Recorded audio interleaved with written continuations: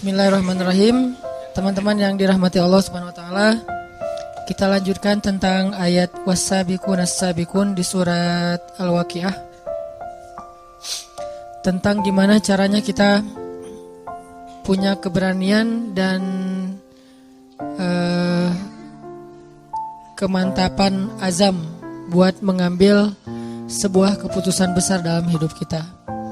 Kalau kita analogiin tuh kayak misalnya seorang cewek lagi mau pulang ke Bandung dari luar kota nih.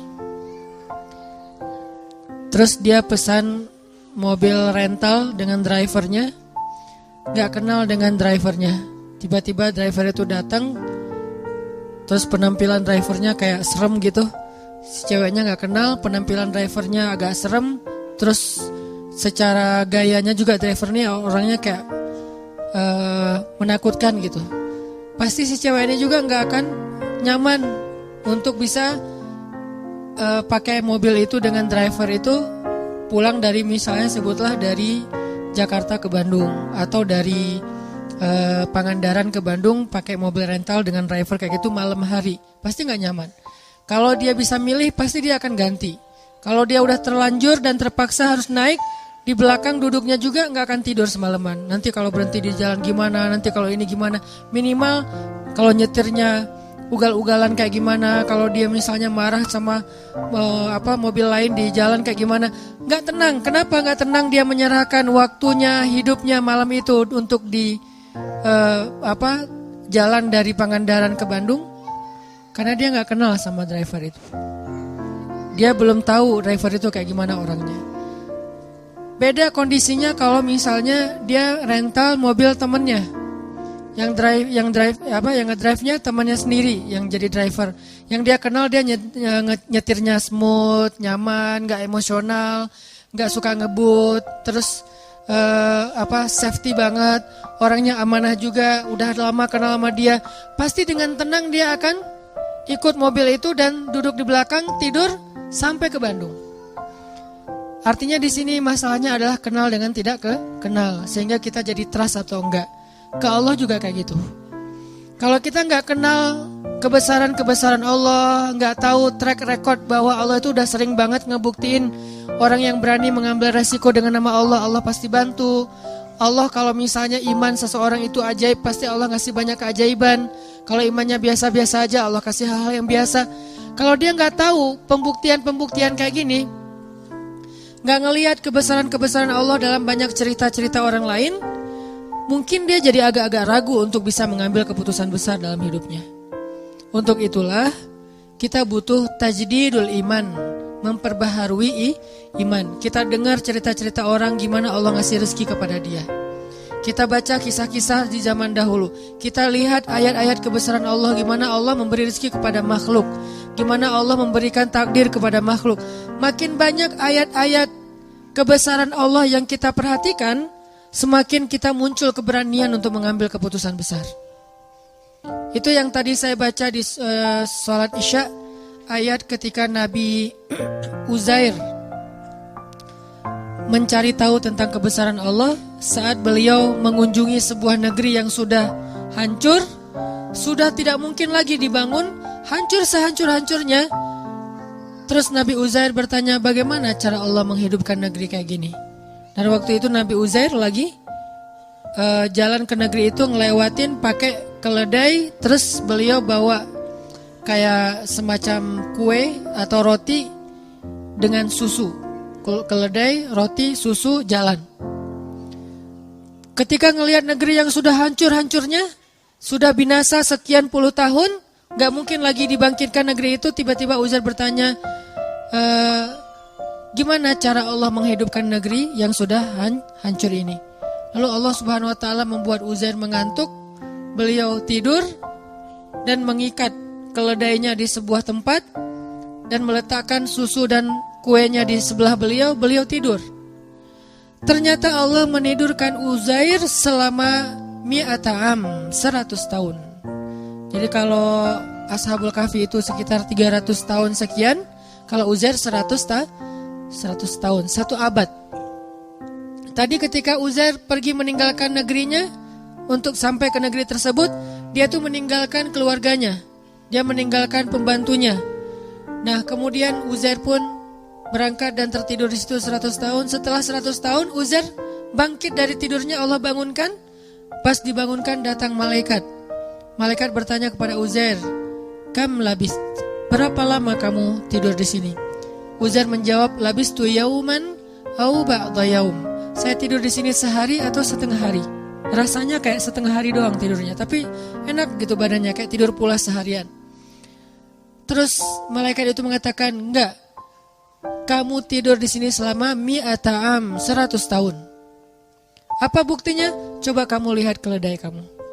Keledainya sudah menjadi tulang belulang, sudah tidak ada lagi daging, kulit, benar-benar udah jadi tulang. Seperti bangkai tulang hewan yang ada di tengah padang pasir, udah habis 100 tahun. Tapi coba kamu lihat makanan kamu masih seperti baru ditinggalkan tadi dan masih hangat. Jadi kayak roti gitu, baru ditaruh, itu kayak baru naruh beberapa menit yang lalu, masih hangat, rotinya masih lembut, belum kering sama sekali. Jadi Allah kasih dua kondisi yang berbeda dengan waktu yang sama. Yang satu 100 tahun sudah jadi tulang belulang, yang satu yang harusnya nggak usah tunggu 100 tahun, sehari juga basi kan. Kalau keledai ditinggal beberapa hari mungkin masih bertahan nih, lemah, mungkin lama-lama mati dan gak langsung jadi tulang. Tapi kalau roti sehari juga udah basi. Hari ketiga udah keluar jamur, lama-lama keluar ulat dan habis gak ada sisa. Tapi yang harusnya sehari basi masih hangat. Yang harusnya beberapa minggu baru menjadi tulang, malah sudah menjadi tulang belulang. Akhirnya malaikat ini kemudian menyebut nama Allah, tiba-tiba tulang belulang keledai itu disatukan lagi, dirangkaikan lagi, kemudian dagingnya membalut tulang, lalu kulitnya membalut daging. Tiba-tiba keledai itu kayak apa ya? Kayak rewind gitu ya, kayak balik lagi gitu. Tiba-tiba dia jadi hidup. Dan ini nggak pakai aplikasi loh. Benar-benar nyata gitu. Bukan pakai aplikasi editan atau apa, tiba-tiba jadi hidup lagi. Dan keledai itu persis seperti ketika tadi Uzair tinggalkan saat sebelum beliau tidur. Disinilah Uzair mengatakan, "A'lamu annallaha ala kulli syai'in qadir." Sekarang saya mengerti, Allah itu emang maha kuasa atas apapun juga, bisa apa aja, gak ada yang gak bisa. Nah, tajdid iman. Kalau cara Nabi Uzair mentajdid iman dengan hal-hal yang kayak gini, karena beliau imannya ajaib. Makanya dikasihlah mujizat-mujizat yang di atas nalar kita. Kalau kita bisa mentajdid iman dengan dengar cerita-cerita orang. Dengar cerita-cerita orang yang pernah merasakan keajaiban dalam rezeki, keajaiban dalam kehidupan, keajaiban dalam pemberian Allah, keajaiban dalam jodoh, itu banyak banget. Dan cerita-cerita kayak gitu harusnya menguatkan azam kita untuk mengambil keputusan yang besar dalam hidup. Saya secara pribadi itu yang selalu saya coba recharge ke diri saya untuk berani mengambil hal-hal yang memang mungkin gak besar-besar amat, tapi buat saya itu juga butuh keberanian untuk melakukannya. Karena apa? Karena banyak mendengar kisah-kisah baik yang pernah terjadi atau yang sekarang sedang terjadi di antara teman-teman kita. Gak jauh dari ayat itu, hanya berselang satu ayat, bahkan gak berselang setelah ayat itu, ada lagi kisah Nabi Ibrahim juga sama, pengen menguatkan iman. Jadi tiba-tiba Nabi Ibrahim bertanya, "Wa idh qala Ibrahim, Rabbi arini kaifa tuhyil mauta." Ya Allah, gimana? Coba tunjukkan ke saya cara engkau menghidupkan yang udah mati itu gimana, biar yakin dengan hari kebangkitan. Allah bertanya dan Allah Maha tahu jawabannya. Awalam tu'min? Apakah kamu belum beriman wahai Ibrahim? Kata Ibrahim, qala bala walakin liyatma'inna qalbi. Ya Allah, saya udah beriman, cuman pengen mantap nih. Tajdid, perbaharuan, recharge. Saya pengen lebih mantap ya Allah, coba tunjukin ke saya gimana cara ngidupin yang mati. Allah berfirman, ambillah 4 ekor burung, lalu potong-potong kecil, sembelih, taruh di 4 penjuru bukit yang berbeda-beda. Udah mati, udah dipotong-potong kecil, dicincang-cincang, bisa jadi sate, itu ditaruh di bukit-bukit yang berbeda. Sekarang wahai Ibrahim, tepuk tangan kamu dan panggil dengan nama Allah. Burung itu datang dalam keadaan utuh, tidak ada satu goresan luka pun di tubuh burung tersebut. Baru Ibrahim mengatakan, Innallaha azizun hakim. Allah itu maha perkasa dan maha bijaksana. Ini cara para nabi juga mentajdid iman, teman-teman. Memperbaharui iman. Bagaimana cara kita? Tadi, lihat kebesaran Allah di langit, lihat kebesaran Allah di bumi, baca ayat-ayat kauniyah, ayat-ayat ilmiah, lihat di sekitar kita, dengarkan kisah-kisah orang di sekitar kita. Maka kita makin yakin, gak usah khawatir kalau gambling dengan Allah. Asalkan kita ikhtiarnya halal, Allah gak bakal ngecewain kita. Kemarin ada seorang ustadz cerita ke saya, waktu saya ke Kalimantan, ke Balikpapan. Beliau tinggal di Balikpapan. Terus tiba-tiba dapat, beliau cerita ini setelah beliau dengar YouTube saya yang dulu saya tuh kesasar dari Bandung ke Indramayu terus ke Cirebon terus balik ke Bandung kan, yang Tepuguh tuh nggak jelas gitu kan, muter setengah Jawa Barat hanya pengen ngasih rezeki kepada orang yang jualan pal gentong di Cirebon. Beliau juga cerita, Ustadz saya juga pernah ngalamin yang kayak gitu, itu benar banget.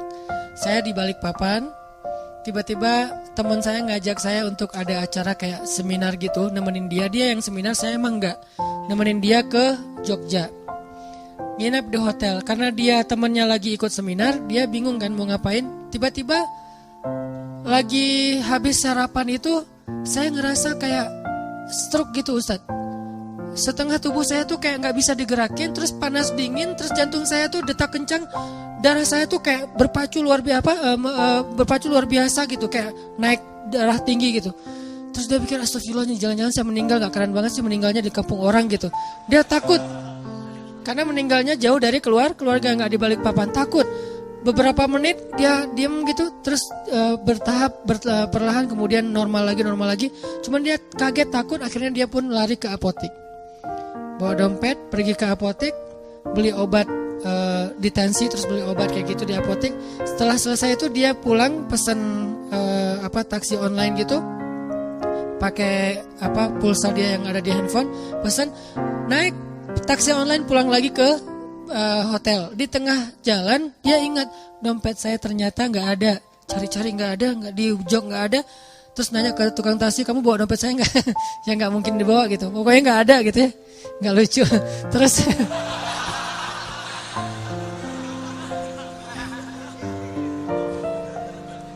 ternyata komennya yang lucu. Terus dia nyari-nyari nggak nemu, dia bilang, Pak boleh nggak saya balik lagi ke sana? Sampai di hotel dia order lagi, balik lagi ke apotek. Sampai di apotek ternyata kata apotekernya, ada Pak tadi saya nemu dompet Bapak, cuman dibawa sama security. Saya kasih ke security, dibawa. Pergilah ke security, ke pos satpam. Ternyata pos satpamnya lagi jemput anaknya. Nunggulah dia beberapa jam sambil satpamnya jemput anaknya, ditelepon karena udah ganti seat. Terus telepon, satpamnya datang. Pas datang akhirnya dia karena merasa ini di sini ada dompet, ada duit, ada ATM, ada SIM, ada KTP, pokoknya banyak kartu berharga.